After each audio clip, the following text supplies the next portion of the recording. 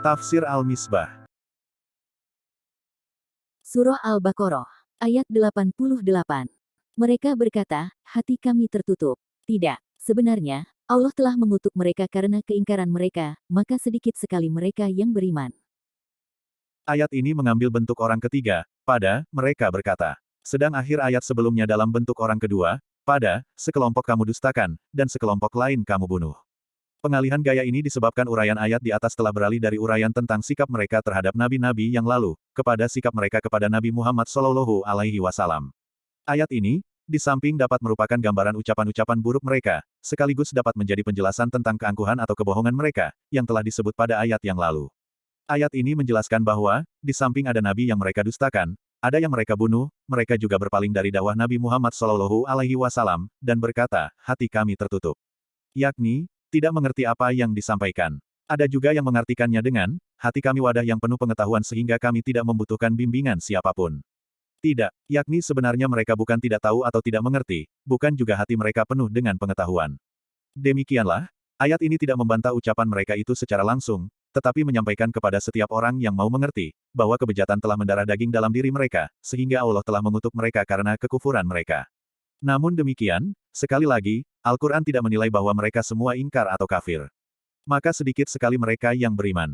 Kata, sedikit sekali, dalam ayat ini dipahami dari kata qolilan, yang berbentuk nakiroh, atau indefinite. Sebenarnya, mereka bukannya tidak tahu seperti yang mereka ucapkan. Mereka bahkan mengetahui tentang akan datangnya seorang nabi, yakni Muhammad Shallallahu Alaihi Wasallam, yang membawa kitab suci. Kebohongan mereka dibuktikan oleh ayat berikutnya. Ayat 89. Dan setelah datang kepada mereka kitab dari sisi Allah, yang membenarkan apa yang ada pada mereka, padahal sebelumnya mereka biasa memohon kiranya mereka mendapat kemenangan atas orang-orang kafir. Maka setelah datang kepada mereka apa yang telah mereka ketahui, mereka lalu ingkar kepadanya. Maka, laknat Allah atas orang-orang kafir. Ayat ini, di samping membuktikan kebohongan ucapan mereka sebelum ini, juga menunjukkan keburukan lain dari Bani Israel. Al-Quran diturunkan Allah Subhanahu wa Ta'ala untuk menjadi petunjuk bagi semua manusia, termasuk Bani Israel, tetapi mereka menolaknya.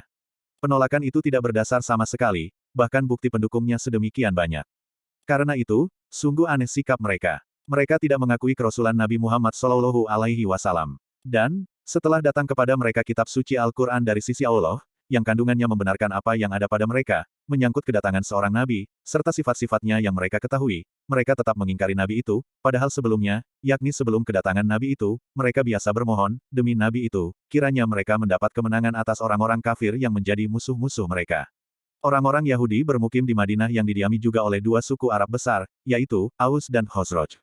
Bila terjadi permusuhan antara orang-orang Yahudi dengan lawan-lawan mereka, orang-orang Yahudi itu bermohon kepada Allah, wahai Tuhan, menangkanlah kami atas musuh-musuh kami, demi nabi yang engkau sebutkan sifatnya dalam Taurat.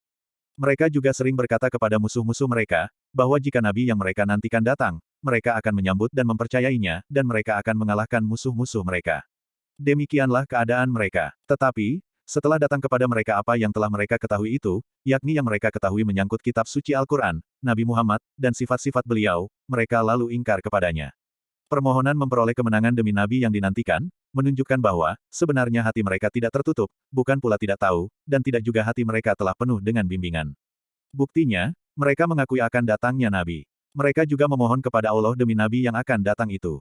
Jika demikian, ada sebab lain, yaitu iri hati atas anugerah Allah, sebagaimana dijelaskan dalam ayat berikutnya.